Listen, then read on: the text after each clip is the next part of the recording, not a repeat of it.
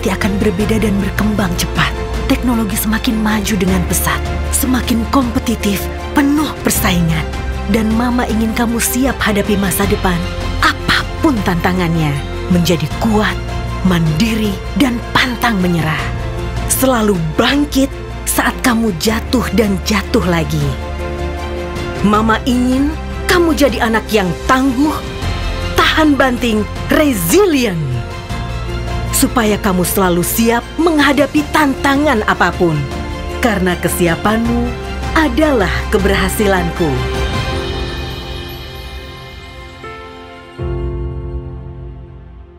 Halo, selamat pagi Mama dan Papa. Apa kabar semuanya? Wah, semua sudah mulai berkumpul di link virtual hari ini ya. Senang sekali hari ini saya, Natalie Indri, akan menemani Mama dan Papa semua 1,5 jam ke depan dalam ruang Zoom webinar yang disponsori oleh NutriClub dan juga bekerja sama dengan Toko Kamas dan juga Anakku ID. Apa kabar semuanya? Mudah-mudahan semua dalam kondisi sehat dan baik-baik saja dimanapun Mama dan Papa berada. Karena kita semua sedang dalam suasana pandemi, tentu saya nggak bosan-bosan ya untuk mengingatkan tentang 3M. Jangan lupa untuk sering-sering mencuci tangan dengan air sabun, lalu kemudian juga memakai masker kalau harus keluar rumah dan juga menjaga jarak nih Mama dan Papa. Apa kabar semuanya? Kalau Sabtu-Sabtu pagi gini biasanya lagi ngumpul di rumah sama anak-anak, betul ya? Nah kali ini yang sedikit berbeda adalah selama 1,5 jam ke depan, di depan laptop, di depan smartphone masing-masing, kita akan sama-sama cari tahu tentang informasi yang berhubungan dengan kesehatan si kecil nih. Temanya menarik banget, yaitu bagaimana caranya untuk menjaga saluran cerna supaya tetap sehat untuk mendukung daya tahan tubuh si kecil. Nah, nanti kita akan menghadirkan juga narasumber yang akan hadir untuk hari ini, dan Mama dan Papa semuanya bisa berkonsultasi langsung dengan beliau. Tapi sebelum kita mulai, saya mau sapa-sapa dulu deh Mama dan Papa yang sudah bergabung. Halo, selamat pagi. Terima kasih sudah meluangkan waktu dan bisa bergabung bersama dengan kita hari ini ya.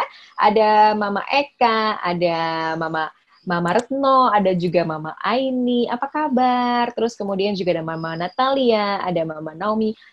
Papanya mana nih? Saya masih cari-cari. Oh, ada Papa Arif Novianto yang sudah bergabung. Kita masih menunggu juga beberapa Mama dan Papa lainnya yang masih akan terus bergabung lewat link virtual ini, sambil mengingatkan juga bahwa jangan lupa untuk mengisi Google Form yang sudah kami bagikan, linknya di kolom chat. Silakan langsung diklik saja, kemudian diisi data dirinya, kemudian tinggal di-submit. As easy as that. Lalu kemudian juga jangan lupa untuk mengganti nama yang tertera di Zoom Mama dan Papa semua. Nih saya lihat juga masih ada yang nama panggilan, terus masih ada yang nama handphonenya ya. Ini bisa diganti dengan nama sesuai dengan KTP. Supaya apa? Supaya nanti pada saat Mama dan Papa mendapatkan hadiah, proses verifikasinya oleh panitia akan jauh lebih mudah. Ada hadiahnya ya? Ada dong. Nanti di akhir acara akan saya umumkan ada 5 penanya terbaik yang akan mendapatkan hadiah, dan juga nanti akan ada voucher belanja yang akan kami bagikan dari Toko Kamas. Jadi ikuti webinar ini sampai dengan selesai ya. Oke, tapi sebelum kita mulai nih, saya ingin menginformasikan juga bahwa kalau kita ngomongin tentang pandemi ya, di situasi seperti sekarang ini, NutriClub juga pasti mengerti bahwa para orang tua pasti punya kekhawatiran sendiri, kekhawatiran masing-masing tentang menjaga kesehatan si kecil dan juga asupan nutrisinya. Maka dari itu, NutriClub berkomitmen untuk memberikan informasi penting seputar asupan nutrisi dan juga tumbuh kembang si kecil.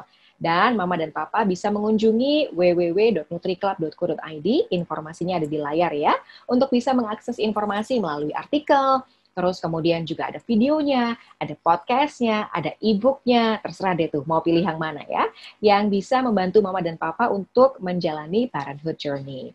Selain itu, satu hal yang penting lagi bahwa NutriClub juga menghadirkan expert advisor yang berpengalaman loh.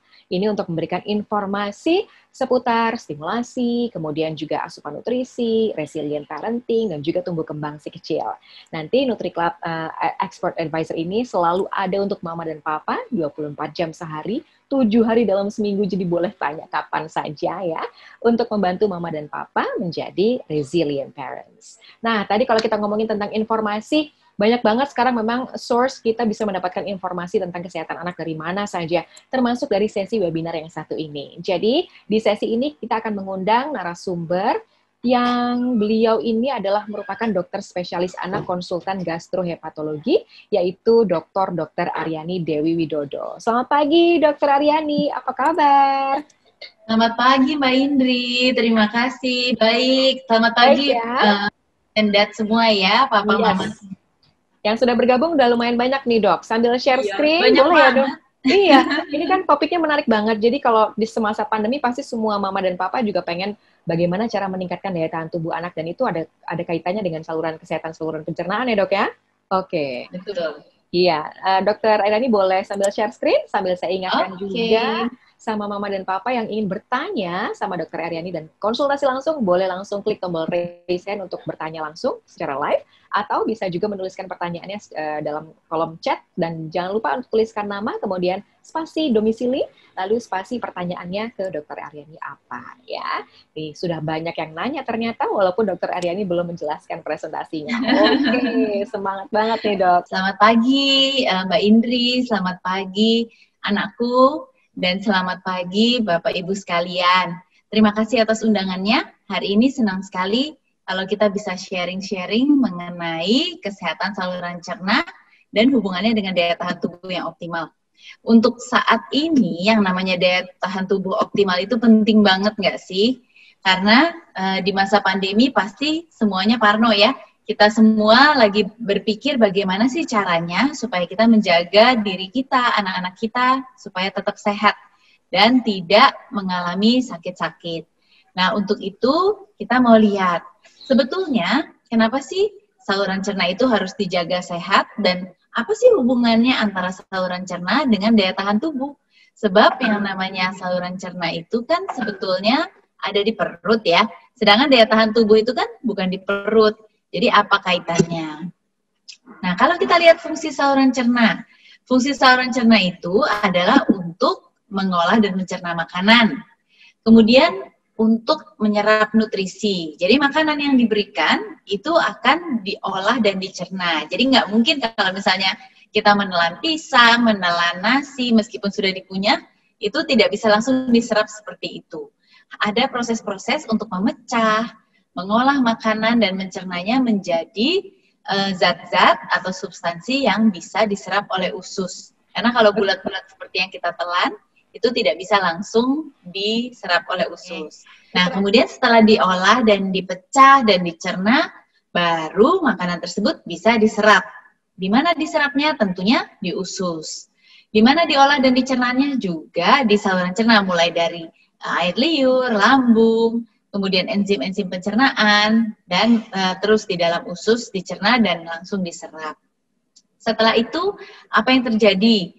Setelah diserap, ada sisanya, dan sisanya itu nanti akan diolah kembali dan juga sebagian besar dibuang dalam bentuk feses. Dan yang mungkin belum banyak dikenal adalah bahwa saluran cerna ini memiliki fungsi ke arah daya tahan tubuh. Dan itu yang nanti akan kita bahas pada hari ini. Sejak 400 tahun sebelum Masehi, jadi dari zaman dulu banget, kalau dari sekarang mungkin berarti 2400-an tahun yang lalu. Kita tahu yang namanya Bapak Ilmu Kedokteran dan Kesehatan namanya Hippocrates. Hippocrates ini sudah bilang dari zaman dahulu kala bahwa semua penyakit itu bermulanya dari usus. Jadi all disease begins in the gut. Kalau ususnya beres, sehat, maka kita tidak mudah terkena penyakit. Tapi kalau ususnya itu error, jadi ada kelainan, maka kita akan mudah untuk terserang penyakit. Dari sejak zaman dahulu kala sudah jelas ya, padahal belum pakai peralatan yang canggih. Jadi artinya memang betul-betul bahwa kesehatan usus itu akan menentukan kesehatan seluruh tubuh kita, bisa berperan besar. Kalau kita lihat usus itu sebetulnya terdiri dari apa sih? Nah, kita bisa lihat dari luar, ini ada lapisan-lapisannya, lihat lapisannya macam-macam ya, tebal. Meskipun kelihatannya usus itu tipis, tapi ternyata lapisannya itu ada banyak. Untuk apa lapisan-lapisan ini? Lapisan-lapisan ini adalah sistem pertahanan tubuh. Mulai dari lapisan epitel, ini lapisan utamanya. Jadi lapisan epitel tuh di sini. Dia adalah bagian yang namanya sel-sel usus nih, di sini nih. Sel-sel usus. Kemudian di lapisan epitel ini, di atasnya itu ada jonjot-jonjot. Jonjot-jonjot ini namanya villi usus. Nah, di villi usus ini gunanya untuk apa? Untuk memperluas lapangan penyerapan. Bayangkan kalau tidak ada villi, berarti kan luasnya hanya begini saja ya. Tapi kalau ada villi, ada segini banyak jonjot-jonjot usus, naik turun, naik turun, naik turun, yang merupakan luas lapangan penyerapan untuk usus. Selain itu ada apa lagi? Ada lapisan lendir di bagian atas. Lapisan lendir ini atau disebut juga lapisan mukus, itu adalah lapisan yang melapisi di bagian atas sel usus supaya sebagai perisai atau pertahanan. Kalau ada kuman penyakit, maka akan ditangkap di situ. Kemudian ada yang namanya sistem limfoid atau GALT. Sistem limfoid atau GALT ini adalah sistem pertahanan tubuh. Jadi isinya sel-sel imun.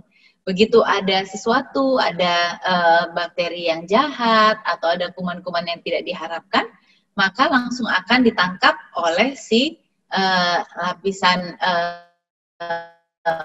oleh kelenjar limfe ini dan akan dilawan, mengeluarkan sel-sel imun. Kemudian ada pembentukan antibodi SIGA, sekretory immunoglobulin A. Sekretory immunoglobulin A ini juga sama, dia ada di bagian atas, dia akan melapisi dan merupakan pertahanan terhadap kuman penyakit. Dan kemudian ada yang namanya mikroflora. Mikroflora itu yang sering kita sebut dengan probiotik. Mikroflora ini adalah kuman-kuman baik yang tinggal di bagian atas usus, sehingga akan menempati tempat-tempat ini dan membuat kuman jahat tidak bisa menempel. Jadi kalau kita lihat, usus tuh ternyata berlapis-lapis dan setiap lapisan itu punya manfaat, punya kegunaannya masing-masing. Nah, kalau kita lihat di usus yang sehat, kalau tadi kita lihat dari gambaran bulat, sekarang dipotong ya. Ini adalah selnya tadi, sel usus. Ini yang betul-betul namanya sel usus. Di atasnya ada villi-villi yang jonjot-jonjotnya. Kemudian di atas lapisan lendir tadi, dan di atasnya lagi baru isi usus. Jadi kalau bulat itu dia kira-kira bentuknya begini ya. Jadi ini satu lapisannya, dinding. Di dalam ruang lumen atau rongga usus ini baru masuk makanan, bakteri, dan sebagainya. Nah, kita juga lihat di antara sel-sel usus ini ternyata ada ikatannya lagi nih, yang namanya tight junction. Tight junction ini merupakan pengikat yang membuat kuman tidak mudah masuk ke dalam ini, jadi langsung ditahan di sini dan membuat sel-sel usus tetap rapat. Memang sel usus bisa nggak rapat? Bisa, coba kita lihat. Nah, untuk anak-anak yang masih kecil, terutama anak-anak berusia di bawah 6 bulan, saluran pencernaannya itu belum matang.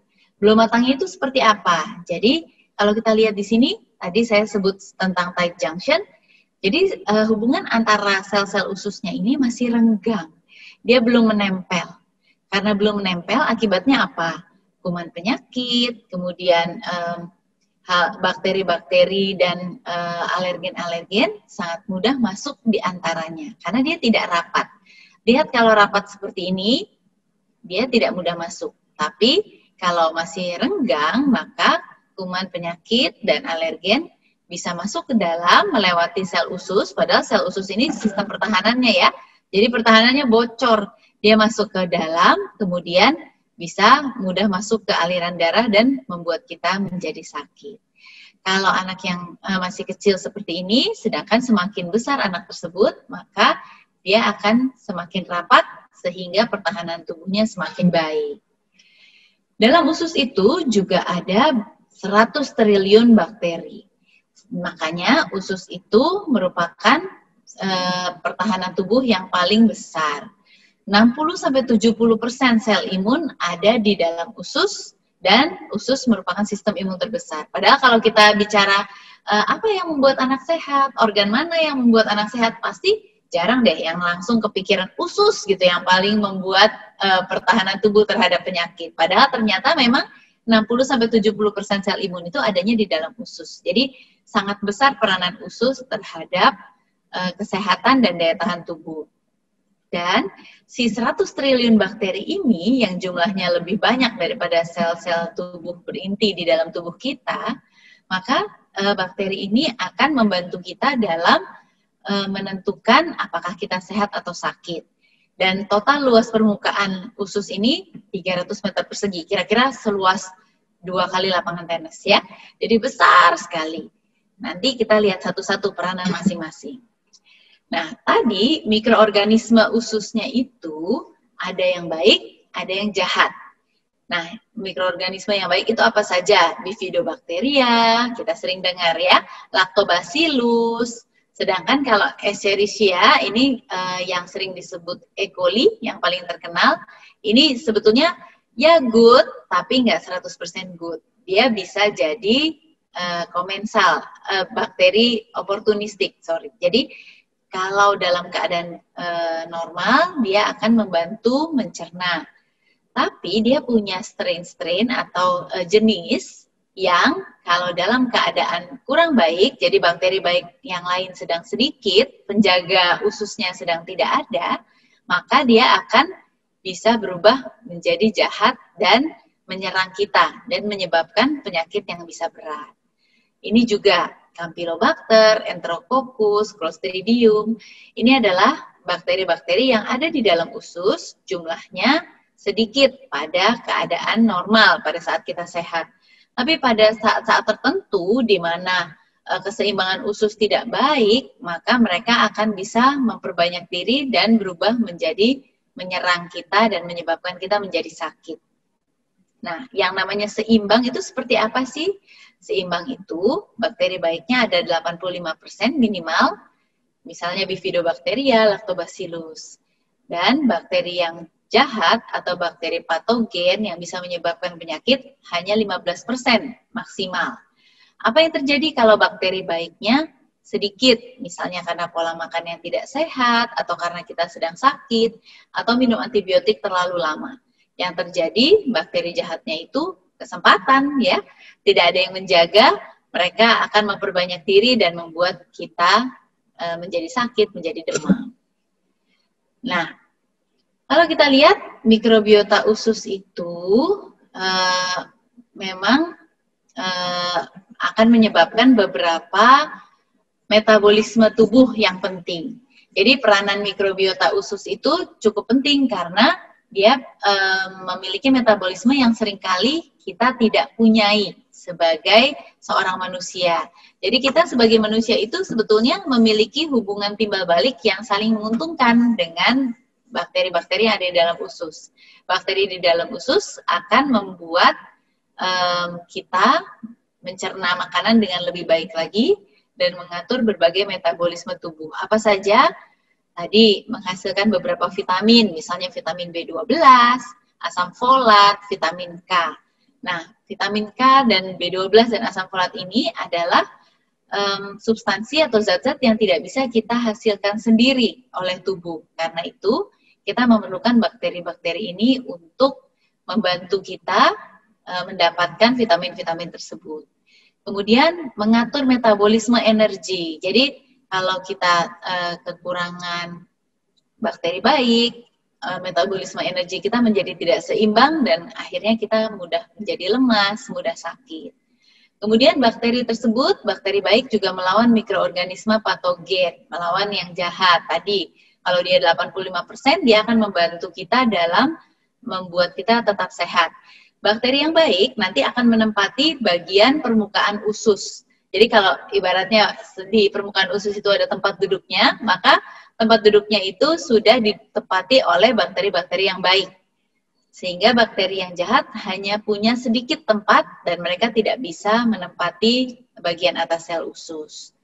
Nah, kemudian bakteri baik juga akan memberi sinyal untuk tumbuh kembang dan fungsi-fungsi sistem imun. Mereka juga berpengaruh terhadap sistem imun. Nah, tadi kan pertanyaannya itu, bagaimana sih saluran cerna salah satunya bisa membantu dalam meningkatkan imun? Apakah benar? Betul, karena bakteri baik yang ada di dalam usus itu nantinya akan membantu meningkatkan sistem imun menjadi lebih aktif, sehingga kalau ada bakteri penyerang, maka mereka akan bisa melawan, karena sistem imunnya lebih aktif.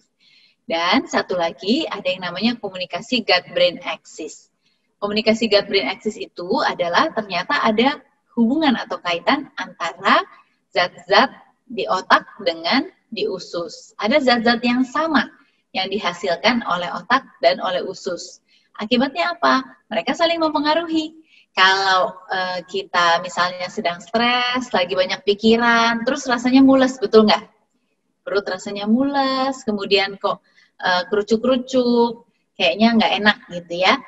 Sedangkan sebaliknya, apabila ususnya itu tidak sehat, tidak seimbang, maka zat serotonin yang dihasilkan itu di otak juga akan tidak seimbang. Akibatnya apa? Mood jadi jelek, gampang marah-marah. Kalau lihat anak-anak yang nggak ada apa-apa, tapi kok ngomel-ngomel melulu, atau jangan-jangan kita, mama-mamahnya yang ngomel-ngomel melulu, ya, moodnya jadi jelek, kayaknya nggak bergairah gitu ya, kayaknya lemes, terus tidak mudah menghafal pelajaran, tidak optimal dalam mengikuti pelajaran. Nah, itu boleh dicek ya, apakah ususnya itu keseimbangannya cukup baik, apakah kita bisa mengoptimalkan kesehatan saluran cerna kita. Soalnya otomatis kan kalau seorang anak itu moodnya jelek, dia juga tidak bisa menangkap pelajaran dengan baik pasti, ya kan?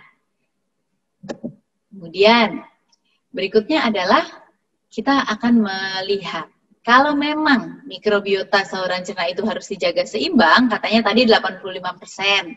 Kalau 85% bakteri baik, bagaimana caranya kita bisa mempengaruhi hingga mikrobiota saluran cerna ini cukup baik dan seimbang. Kita bisa lihat dari metode kelahirannya, apakah lahir normal atau lahir sesar. Biasanya kelahiran normal ini akan sangat membantu membuat bakteri baik menjadi seimbang. Jadi jumlahnya banyak. Kenapa? Karena bayi keluar melalui jalan lahir. Dan di jalan lahir itu banyak bakteri baik dari ibu. Sehingga bayi pada saat keluar otomatis sudah akan mendapatkan sebagian yang langsung tumbuh di dalam ususnya. Kemudian pemberian ASI. Pemberian ASI juga bisa membantu untuk meningkatkan jumlah bakteri baik. Kemudian penggunaan antibiotik. Antibiotik bisa mematikan kuman yang jahat yang diharapkan. Pasti kan diberikan antibiotik karena ada penyakit ya, diduga ada kuman jahat. Tapi masalahnya dengan pemberian antibiotik bukan hanya kuman jahat yang mati, antibiotik tidak bisa memilih. Jadi kuman baiknya juga akan terganggu keseimbangannya. Apalagi kalau antibiotiknya diberikan dalam waktu yang lama atau dosisnya besar. Karena itu apabila menggunakan antibiotik, biasanya dokter akan juga memberikan probiotiknya. Kemudian faktor lingkungan, faktor polusi, kemudian faktor makanan, bagaimana lifestyle atau gaya hidup kita, apakah kita hidup dengan baik dan makan dengan sehat, terutama makanan-makanan whole food yang disarankan ya, makanan yang seminimal mungkin diolahnya. Ini gambar lain nih yang menunjukkan tadi mengenai usus yang sehat dan usus yang kurang sehat. Kalau kita lihat, kita bisa lihat bahwa usus yang sehat ini semuanya seimbang. Udah sel-sel ususnya semuanya rapat ya. Kalau yang di usus yang tidak sehat, sel-sel ususnya longgar. Sehingga ada jarak antar sel usus dan kuman penyakit serta alergen mudah untuk melewatinya. Kemudian yang kedua, kita juga lihat sel ususnya di sini tenang, damai, happy. Sedangkan kalau di usus yang sakit, dia cenderung ada inflamasi atau peradangan. Sehingga ya tadi semakin tidak mudah untuk menyerap. Fili-fili ususnya kita lihat kalau yang baik itu dia utuh, sedangkan kalau di usus yang sakit, fili ususnya botak. Jadi dia tidak ada rambut-rambut filinya, sehingga yang pertama pertahanan tubuh dari sel-sel selaput lendirnya itu tipis, dan yang kedua dia tidak bisa menyerap dengan baik. Akibatnya bagaimana kalau tidak bisa menyerap dengan baik? Nutrisinya yang dimakan tidak bisa digunakan untuk tubuh, dan yang kedua bisa menyebabkan diare juga. Dan kemudian ini ada yang namanya IL-6, TNF-alfa, IL-1 beta. Ini adalah sel-sel yang menyebabkan peradangan atau inflamasi. Nah, kalau ada inflamasi atau peradangan terus-menerus, nah ini dia yang terjadi tidak baik untuk tubuh dan juga menyebabkan tubuh menjadi mudah untuk sakit. Jadi kita lihat semuanya ya. Kalau yang namanya usus sehat itu mikrobiotanya bagus, 85% minimal, dan ada macam-macam jenisnya, jumlah bakteri yang jahat sedikit, kemudian lapisan mukosanya dia utuh. Kalau yang di sini lapisan mukosanya bolong di bagian yang rusak ya, baru nyambung lagi di sini. Nah, akibatnya apa ya? Pastinya kalau ada yang bagian yang putus, ibarat benteng, ada temboknya yang runtuh, maka akan mudah sekali untuk diserah. Jadi, apa nih yang harus kita lakukan untuk menjaga kesehatan pencernaan anak? Jadi tipsnya apa nih? Kan katanya saluran cerna harus sehat, tapi bagaimana sih menjaga supaya tetap sehat? Berikan makanan yang sehat, mengandung probiotik dan prebiotik. Apa sih bedanya probiotik dengan prebiotik? Yang namanya probiotik itu adalah makanan yang mengandung bakteri-bakteri yang baik, yang bisa menyehatkan tubuh. Yang prebiotik itu apa? Prebiotik itu adalah makanannya probiotik. Jadi kalau pernah dengar yang namanya FOS, GOS, itu adalah oligosakarida yang merupakan makanannya probiotik. Kalau kita berikan atau makan makanan yang mengandung probiotik, maka otomatis akan menambahkan jumlah tentara di dalam usus ya, yang tadi menuju ke arah 85% minimal. Kalau kita berikan prebiotik, diharapkan apa? Diharapkan kalau kita berikan prebiotik, bakteri yang baik yang sudah ada di dalam usus, jumlahnya menjadi banyak. Karena dapat makanan kan, jadi tumbuhnya lebih subur. Sehingga jumlah bakteri baiknya menjadi lebih banyak lagi. Ya. Makanan-makanan apa sih yang mengandung probiotik? Biasanya makanan fermentasi. Misalnya tempe, kalau yang paling gampang ya, di Indonesia. Kemudian kimchi kalau makanan Korea untuk yang lagi demam-demam Korea ya. Kemudian anak-anak biarkan bermain di luar. Mungkin kalau di masa pandemi nggak bisa di luar banget ya. Tapi kalau punya kebun di luar rumah jangan terlalu bersihan. Jadi apa-apa aduh dek jangan, semuanya disemprot-semprot, dicuci tangan. Kalau masih ada di dalam lingkungan rumah tidak perlu terlalu parno kebersihan. Mungkin kalau untuk masa ini, kalau sampai pergi keluar, baru kita harus bersih-bersih yang sampai yakin betul-betul bersih ya. Tapi kalau masih di dalam rumah, jangan ragu-ragu, anak-anak boleh bermain di kebun, boleh lari-lari tanpa sandal, boleh tidur-tiduran. Jadi jangan semua-semua disemprot, dicuci, disteril ya. Terutama untuk anak-anak lebih dari 1 tahun, daya tahan tubuhnya sudah lebih baik. Jadi tidak perlu terlalu steril karena di lingkungan itu banyak bakteri-bakteri baik yang bisa membantu nantinya masuk ke dalam tubuh dan menambah hasanah bakteri baik di dalam usus. Kalau antibiotik jangan digunakan tanpa resep dokter. Dokter biasanya akan meresepkan apabila dicurigai ada infeksi bakteri jahat. Dan tetap apabila ada pemberian antibiotik, boleh juga diberikan probiotik, asalkan tahu cara penggunaannya ya, harus diberikan jeda. Kemudian jangan minum-minum antibiotik sendiri tanpa resep dokter. Ini banyak juga nih, sakit tenggorokan sedikit, minum antibiotik. Diare, langsung minum antibiotik. Padahal penyebabnya seringkali virus. Dan hindari makanan yang kaleng-kaleng, yang ada pengawet, dan makanan siap saji. Karena makanan-makanan ini tidak akan meningkatkan jumlah bakteri baik, justru bisa jadi sebaliknya. Oke, nah untuk probiotik-prebiotik tadi sudah dijelaskan ya, bahwa prebiotik itu adalah makanannya si probiotik. Sedangkan kalau probiotik, bakteri baiknya yang ada di dalam usus. Meskipun namanya mirip, harus dibedakan ya, jangan sampai salah. Nah, jadi sebagai kesimpulan, sel kekebalan tubuh yang alami hidup di saluran cerna yang sehat, mewakili hampir 70% dari seluruh sistem kekebalan tubuh. Bahkan beberapa literatur mengatakan sampai dengan 80%.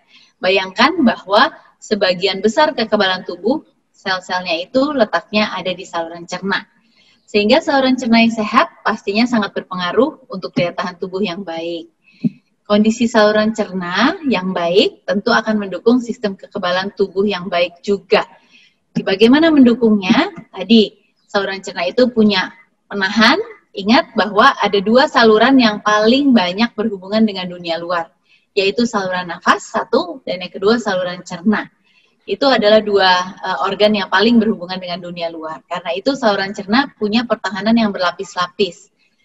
dari lapisan mukosa atau lapisan lendir, kemudian sekretory imunoglobulin A, kemudian dari mikrobiota yang ada di dalam usus, kemudian dari sel-sel usus yang rapat, itu semua akan berpengaruh terhadap bagaimana saluran cerna bisa menahan sebisa-bisanya supaya bakteri jahat dan alergen tidak mudah masuk. Tahu tidak bahwa anak yang lebih kecil itu memang lebih rentan pada alergi, bayi-bayi misalnya. Alergi susu sapi itu biasanya kita temukan pada usia 6 bulan ke bawah atau bisa sampai dengan 1 tahun. Memang ada sedikit yang masih lebih dari 1 tahun tapi lebih jarang. Sebagian besar by the age of 1 tahun itu biasanya sudah selesai. Kenapa? Karena pada saat mereka masih lebih kecil, sel-sel usus itu masih agak renggang. Yang tadi kita lihat, tight junction-nya itu masih ada jauh. Jadi begitu semakin besar usianya, sel-sel itu semakin matang, saluran cerna semakin matang, maka sel-sel menjadi semakin rapat dan tidak mudah dimasuki alergen. Kalau saluran cerna sehat, maka penyerapan nutrisi akan berlangsung sebagaimana mestinya. Kita selalu belikan makanan-makanan yang sehat untuk anak kita ya. Kadang-kadang makanan yang organik lah, yang mahal-mahal, semua yang bebas pestisida. Tapi setelah kita berikan makanan-makanan yang sudah kita siapkan itu dengan harapan mereka bisa sehat, dari mana kita tahu bahwa nutrisi yang kita berikan itu akan masuk ke dalam tubuh dan bermanfaat? Pasti harus dengan saluran cerna yang sehat, karena kalau saluran cernanya tidak sehat, nutrisi tidak bisa diserap, maka dibuang lagi keluar. Jadi metabolisme akan menjadi lancar kalau saluran cerna sehat, sehingga tubuh mendapat perlindungan karena nutrisinya baik juga, selain sel imun yang baik, suasana hati terjaga tadi untuk gut-brain axis ya. Jadi kalau di rumah terus, nggak bisa kemana-mana, nggak gampang moody ya, nggak gampang depresi, dan kita juga tidak mudah terkena penyakit. Demikian Mbak Indri, Ya, mudah-mudahan bisa bermanfaat, mudah-mudahan menjadi jelas, dan saya kembalikan ke Mbak Indri ya. Oke, terima kasih Dokter Aryani. Kita langsung masuk ke sesi tanya jawab ya.